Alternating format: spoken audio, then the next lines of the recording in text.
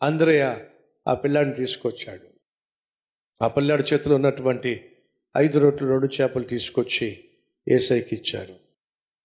కానీ క్వశ్చన్ ఏంటి తెలుసా? ఇప్పుడు ఉన్న ఈ 5 రొట్టెలు 2 చేపలు ఏ మూలకు వస్తాయి? ఇది ప్రశ్న. ఏంటంట? ఉన్న 5 రొట్టెలు 2 చేపలు చెప్పండి ఏ మూలకు వస్తాయి? ఈరోజు మనలో చాలా మందికి అదే ప్రశ్న.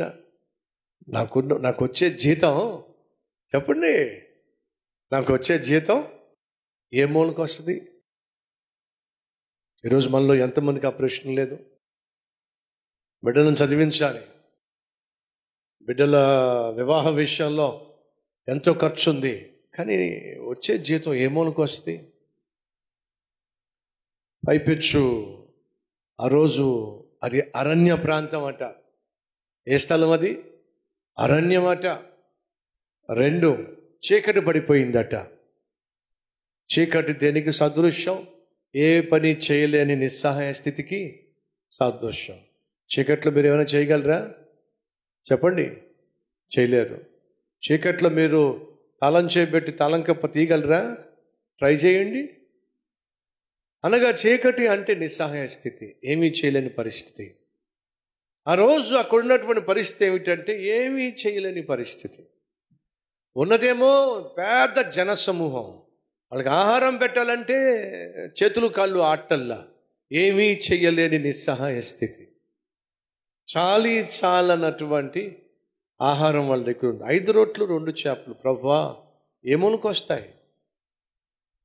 ప్రభు సెలవిచ్చాడు, అందరినీ కూర్చోమని చెప్పండి. అక్కడేముంది తెలుసా? పచ్చిక అనుంది. ఆ స్థలంలో ఏముంది? అది అరణ్యమే కానీ చక్కని పచ్చిక, కూర్చోడానికి అనుకూలమైన స్థలం.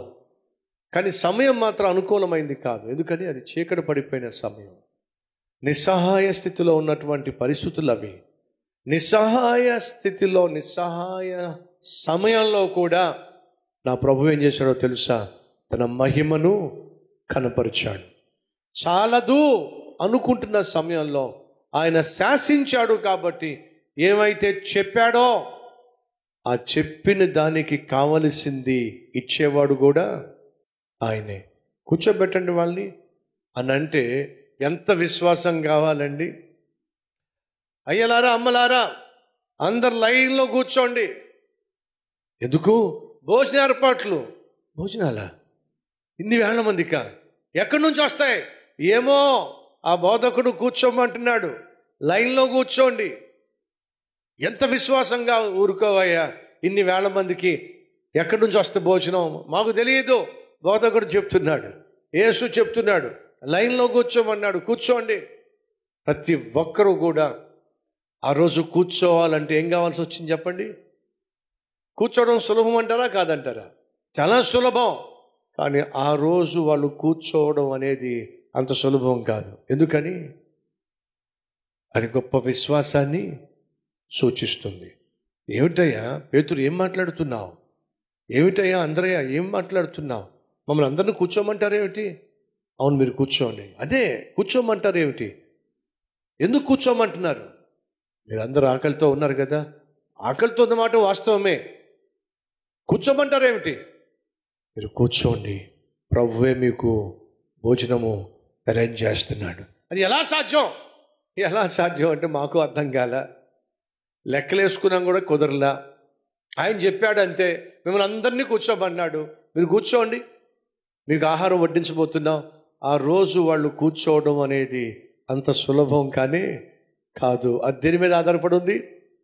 విశ్వాసం మీద ఆధారపడి ఉంది. ప్రియ సహోదరి సహోదరులు, కొన్ని సందర్భాల్లో చేతులు కాళ్ళు ఆడనప్పుడు మనం చేయగలిగింది ఏంటో తెలుసా? యేసయ్య చెప్పినట్టుగా ఆయన పాద సన్నిధిలో కూర్చుంటే చాలు, అద్భుతము ఆటోమేటిక్గా ఆయనే చేస్తాడు. మనం కూర్చోలేం. ఎందుకని? సమస్యలు అలాంటివి. కాళ్ళు చేతులు ఆడనివ్వదు, కూర్చోనివ్వదు, పడుకోనివ్వదు, నిద్ర పట్టనివ్వదు. ఎందుకు? సమస్యలు అలాంటివి. అని ప్రభు అంటాడు, మీరు ఊరకనే ఉండి నేనిచ్చు రక్షణను చూడండి. మీరు గంతులేయడం వల్ల, చిందులేయడం వల్ల, అటు ఇటు తిరగడం వల్ల, అక్కడికిక్కడికి వెళ్ళడం వల్ల కాదు మీ జీవితంలో అద్భుతం జరిగేది. నేను చెప్పినట్టుగా కామ్గా కూర్చోండి, మీ జీవితంలో నేను చేయాల్సిన అద్భుతాన్ని చేస్తాను. ఆ రోజు వాళ్ళు కామ్గా కూర్చోవడం అంత సులభం కాదండి. దానికి విశ్వాసము కావాలి. ఆ విశ్వాసముతోనే వాళ్ళు కూర్చున్నప్పుడు యేసు ఏం చేశాడో తెలుసా? 5 రొట్టెలు 2 చేపలు ఆ చిన్న పిల్లవాడి చేతిలో తీసుకున్నాడు. తీసుకుని ఏం చేశాడు? 5 రొట్టెలు 2 చేపల్ని ఆశీర్వదించాడు. ఏం చేశాడు? ఆశీర్వదించి ఆ తర్వాత కృతజ్ఞతాస్తుతులు చెల్లించి ఆ తర్వాత విరిచి ఏమన్నాడు? పంచిపెట్టండి అన్నాడు. అంతేనండి. చేతిలో ఉన్నదేమిటి? 5 రొట్టెలు 2 చేపలు. చాలంది. ఈరోజు మన మధ్య ఎవరైనా ఉన్నారా? అయ్యా నా చేతిలో చాలని సంపాదన, కానీ నా ముందున్న సమస్య చాలా పెద్దది.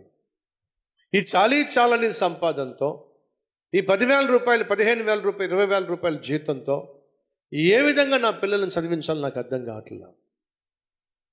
ఏ విధంగా ఒక చిన్న ఇల్లు కొనుక్కోవాలో నాకు అర్థం కావట్లేదు. ఏ విధంగా కుటుంబాన్ని పోషించాలో నాకు అర్థం కావట్లేదు. ఈ సహోదరులు ఆ రోజు యేసుక్రీస్తుకు 5 రొట్టెలు 2 చేపలు ఇస్తే యేసు చేసింది ఏంటో తెలుసా? 5 రొట్టెలు 2 చేపలను ఆయన ఆశీర్వదించెను. ఏం చేశాడు?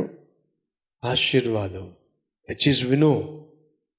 నీ జీవితాన్ని కానీ ప్రభువు చేతికి అప్పగించావు అనుకో, ప్రభువు చేసే మొట్టమొదటి పని, ప్రభువు చేయాలనుకుంటున్న మొట్టమొదటి పని నీకు కావాల్సినది ఏంటో తెలుసా? దేవుని ఆశీర్వాదం.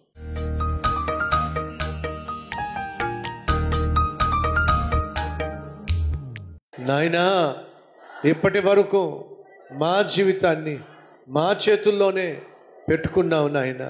ఫలితంగా ఖాళీ అయిపోయామయ్యా. నిరాశ నిస్పృహతో నిండిపోయామయ్యా. నాయన, ఈ సమయంలో నీ చేతుల్లో పడ్డాం. మా జీవితాన్ని నీ చేతుల్లో పెట్టడం అత్యవసరమని, అత్యధిక ఆశీర్వాదమని గ్రహించావు నాయన. కాబట్టే ఉన్న ఫలాన మా జీవితాన్ని, మా కుటుంబాన్ని, మా బిడ్డలను మీ చేతుల్లో పెడుతున్నాం. మా ఉద్యోగాన్ని, మా వ్యాపారాన్ని, మా వ్యవసాయాన్ని, మా వృత్తిని మీ చేతుల్లో పెడుతున్నాం. అయ్యా ఆశీర్వదించాయా, ఆశీర్వదించాయా. అనేక మందికి పంచేవారిగా మేము జీవించగలుగుతాం. అట్టి కృప మాకు దయచేయ్యా తండ్రి. ప్రతి ఒక్కరి జీవితంలో నీ ఆశీర్వాదము అటు ఆత్మీయంగా, ఆరోగ్యపరంగా, ఆర్థికంగా, చదువు పరంగా నాయన అనుగ్రహించాయా. యేసు నామం పేరట వేడుకుంటున్నాం తండ్రి. ఆమెన్.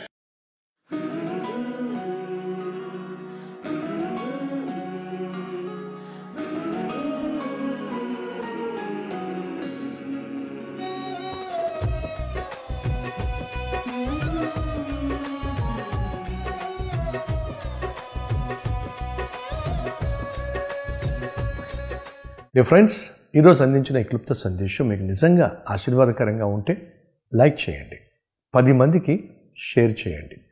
అలాగే ఓ చక్కని కామెంట్ పెట్టి మీ యొక్క అభిప్రాయం తెలియచేయాల్సిందిగా కోరుతూ మళ్ళీ కలుసుకుందాం. అంతవరకు సెలవు.